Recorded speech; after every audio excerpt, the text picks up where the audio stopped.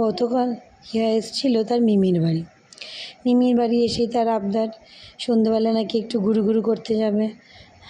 আর here আবদার তার মিমি পূরণ করবে না, সেটা কখনো হয়? তাই মিমির কোলে উঠে আমার এই ছোট্ট চাঁদটা ঘুরু করতে চললো। আর এই দেখো মাথার উপরে একটা সুন্দর ছোটো আর একটা চাঁদ। তোমরা ভাবছো আমরা কোথায় এসেছি?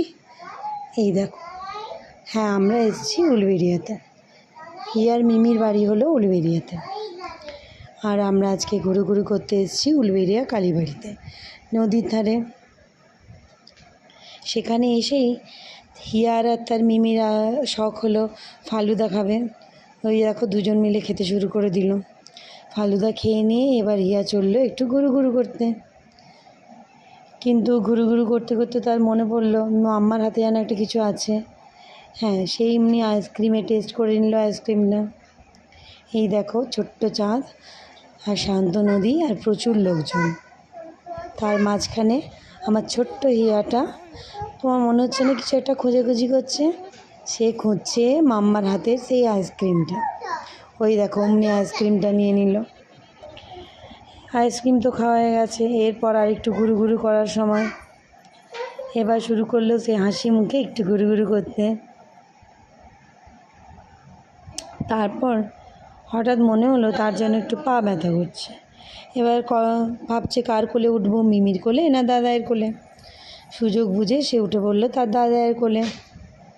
দাদায়ের কোলে উঠে সে একটু শান্ত পরিবেশটা দেখে নিল।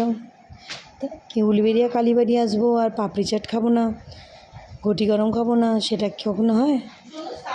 এই দেখো আমরা শুরু করলাম একটু ঘটি গরম খেতে, আর ওই যে ওই দিকে হিয়ারও চোখ পড়ে গেল।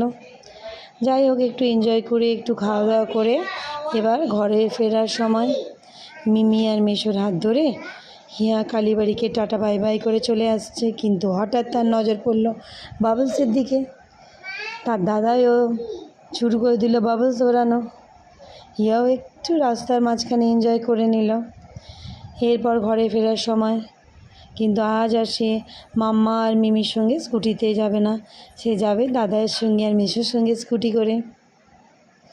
এই দেখো মাম্মাকে আর মিমিকে টাটা করে দাদায়ের সঙ্গে আর মেশোর সঙ্গে সে চললো বাড়ির দিকে।